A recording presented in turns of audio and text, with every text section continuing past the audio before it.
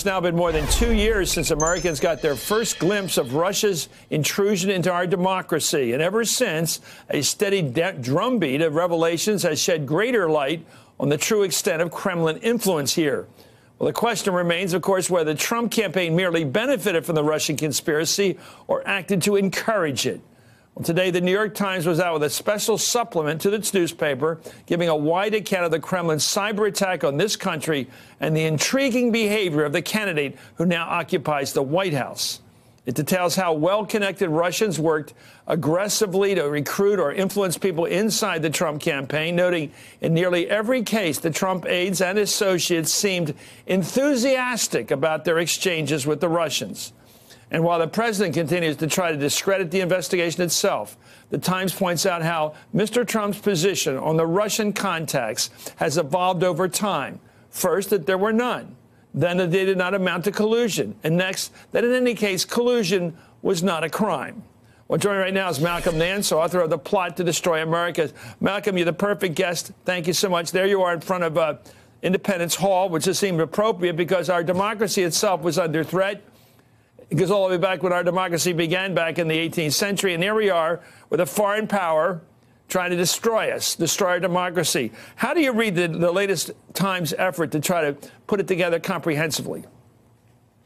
Well, I think the Times did a good job chronicling all that we've learned over the last 2 years. It was actually on this set 2 years ago where I sat down and said that the nation was under attack in a wide-ranging cyber warfare influence operation, which was designed to break the American electoral process and to put Donald Trump into power.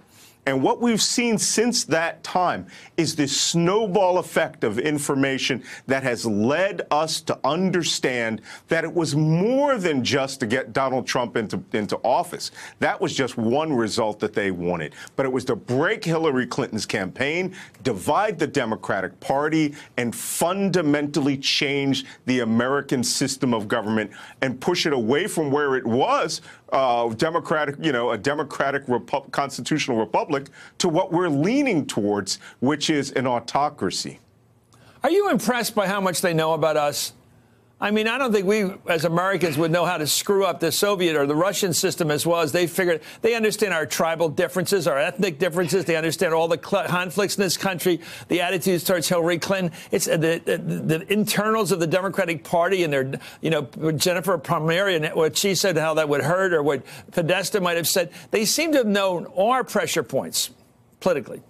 Well, I was actually mocked by Russia today when I said that Vladimir Putin was the former director of the KGB, when in fact he was the head of the FSB, which is the KGB with two different letters.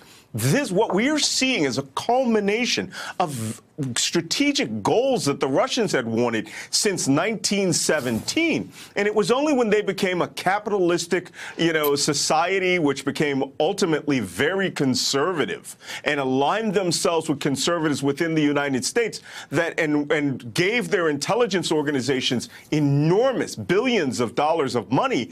Only then could they actually achieve and target goals that they had wanted since the beginning of the old communist Soviet Union. And that was to affect a U.S. president. So Putin is doing what he would have been doing under the old Soviet world. If it had been the Soviet Union still today, he'd still be trying to undermine us in the way they always wanted to undermine us and humiliate our democracy. Sure. Well, it'd be like making me president, an old intelligence guy, right? I'd want to be carrying out operations left and right. And he is a career KGB officer. And granted, he got out, he went out and he liquidated the Soviet assets in St. Petersburg and became a multi-billionaire. But it's the strategic goals of aligning themselves and making Russia go from a third-rate superpower to take on, challenge, and lead around by the nose ring a president they installed. That is a very old Soviet objective. There were movies and fiction about that. It's happened now.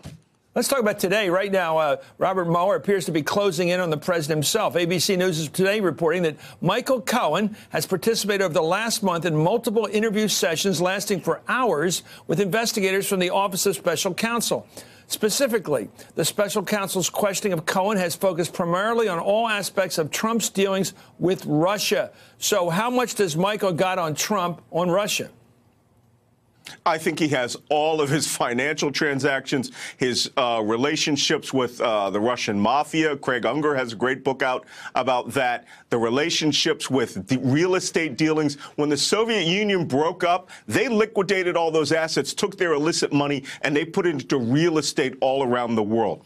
But that money is a vehicle for buying governments and individuals. And like in all good counterintelligence operations, the first thing a competent intelligence officer will do is they will scrub your bank account to see whether any of that money comes from a foreign power. And with Donald Trump, that is an absolute necessity. And if Mueller is focusing on that with Cohen, Mueller already knows, and he just wants to lock it down. And it's going to be a documentary case. It's not going to rely on Michael Cohen coming in and diming out Donald Trump. That's just going to support what they already know from counterintelligence, law enforcement, and international intelligence collection. Hey there, I'm Chris Hayes from MSNBC. Thanks for watching MSNBC on YouTube. If you want to keep up to date with the videos we're putting out, you can click subscribe just below me or click over on this list to see lots of other great videos.